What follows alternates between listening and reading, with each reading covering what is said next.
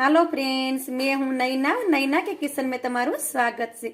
तो आज આપણે બનાવવાના છે નવા શાકની રેસીપી। આ રીંગણાનો વડો નથી કે નથી આ પાવભાજી। આપણે આને નવી જ રીતે બનાવ્યું છે, તો એકવાર આને બનાવીને જરૂર ખાજો, કેમ કે બહુ ટેસ્ટી લાગે છે। તો ચાલો રેસીપી બનાવવાનું ચાલુ કરીએ।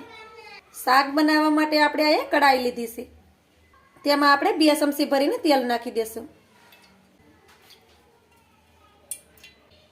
આજે આપણે નવું શાક બનાવવાના છે, એટલે એમાં તેલ થોડુંક મેં જાજુ નાખ્યું છે। ગેસની ફ્લેમને આપણે ચાલુ કરશું। તેલને પહેલાં ગરમ કરી લેશું। તો અહીંયા આપણું તેલ ગરમ થઈ ગયું છે, એમાં આપણે અડધી ચમચી ભરીને રાઈ નાખશું। અડધી ચમચી ભરીને જીરું નાખી દેશું। થોડુંક આપણે લસણ નાખી દેશું। તમે લસણ ન ખાતા હોય તો સ્કીપ પણ કરી શકો। ગેસની ફ્લેમને આપણે ધીમી કરી દેશું। અહીંયા આપણે લસણ અને જીરું સારી રીતે સટકી ગયું છે। હવે આપણે એમાં થોડાક મરચાં નાખી દેશું। તો મરચાં પણ આપણા સારી રીતે સટકી ગયા છે। હવે આપણે એમાં ડુંગળી નાખી દેશું। ડુંગળીને આપણે સારી રીતે મિક્સ કરી દેશું। ડુંગળીનો થોડોક કલર ચેન્જ થઈ જાય ત્યાં સુધી આપણે એને સાતળશું।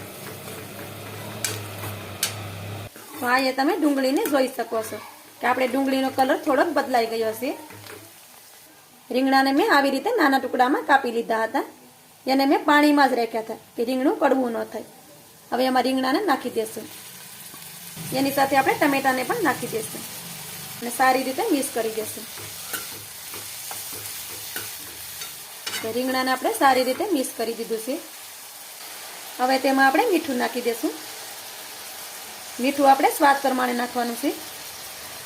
એની સાથે જ આપણે થોડી હળદર નાખી દેશું અને સારી રીતે મિક્સ કરી દેશું।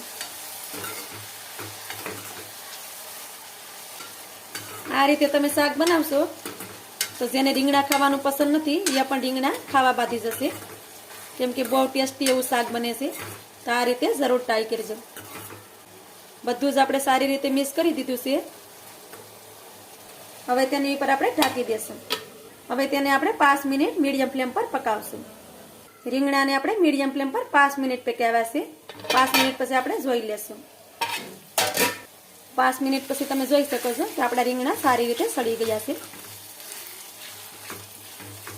આ રીતે રીંગણું દબાવો તો તમને ખબર પડી જાય કે રીંગણું સારી રીતે પાકી ગયું છે। હવે આપણે આમાં બાકીના મસાલા બી નાખી દેશું। અડધી ચમચી ભરીને આપણે ધાણા જીરું પાવડર નાખી દેશું અને તેની સાથે આપણે 2 ચમચી ભરીને મરચું નાખી દેશું। તમારા ઘરમાં તીખું જેટલું ખવાતું હોય એ પ્રમાણે તમે મરચું નાખી શકો। એની સાથે આપણે ગાંઠિયાનો ભૂકો નાખી દેશું। થોડાક ગાંઠિયાને મેં આવી રીતે ભૂકો કરી દીધા હતા, તેને પણ નાખી દેશું। થોડાક આપણે માંડવીના દાણાને પણ આવી રીતે ભૂકો કરી દીધા હતા, તેને પણ નાખી દેશું અને સારી રીતે મિક્સ કરી દેશું।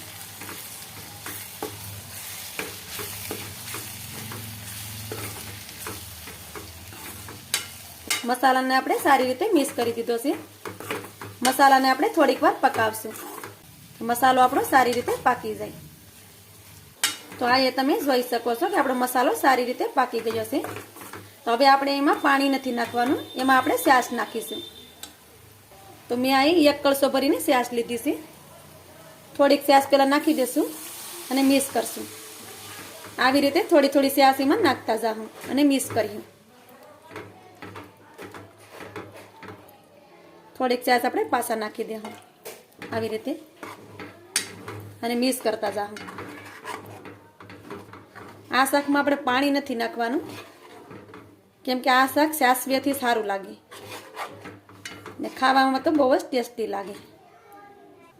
તો આપણે થોડીક છાશ વધી છે એને પણ નાખી દેશું અને સારી રીતે મિક્સ કરી દેશું। 1 કળશો ભરીને છાશ આપણે એમાં નાખી દીધી છે, પછી આ રીતે આપણે મિક્સ કરી દેવાનું છે। હવે એની ઉપર આપણે ઢાંકણ ઢાંકી દેશું અને તેને આપણે પાકવા દેશું।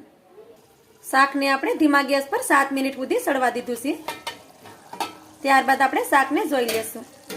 7 મિનિટ પછી શાકને તમે જોઈ શકો છો કે એની ઉપર આ રીતે તેલ પણ દેખાવા લાગ્યું છે। સારી રીતે એને મિક્સ કરી દેશું આપણે। આવી રીતે શાક બનાવશો તો કોઈને ખબર જ નહીં પડે કે આ રીંગણાનો ઓળો છે કે પછી પાવભાજી છે. આપણે આ નવું જ શાક બનાવ્યું છે. તમે એકવાર આ શાક નહીં બનાવજો તો તમે ખાતા નહીં ધરાવ. આપણું શાક બનીને રેડી છે. હવે આપણે ગેસને બંધ કરી દઈશું અને તેની ઉપર આપણે લીલા ધાણા છાંટી દઈશું. ઉપરથી આપણે ધાણાને છાંટી દીધા છે તો સારી રીતે મિક્સ કરી દઈશું. તો આ આપણું શાક બનીને તૈયાર છે. એને તમે રોટલીની સાથે ખાવ, રોટલા સાથે ખાવ, બહુ સરસ લાગે છે. તમને પાવની સાથે સારું લાગતું હોય તો તમે પાવની સાથે પણ એને ખાઈ શકો. તો મારી આજની રેસીપી તમને સારી લાગી હોય તો લાઈક, સબસ્ક્રાઈબ, કોમેન્ટ કરવાનું ભૂલતા નહીં. પર તમારા ફ્રેન્ડ્સ ઓર ફેમિલીમાં શેર કરજો. તો પછી મળીએ આવી જ નવી રેસીપીની સાથે. ત્યાં સુધી બધા જ ને જય માતાજી.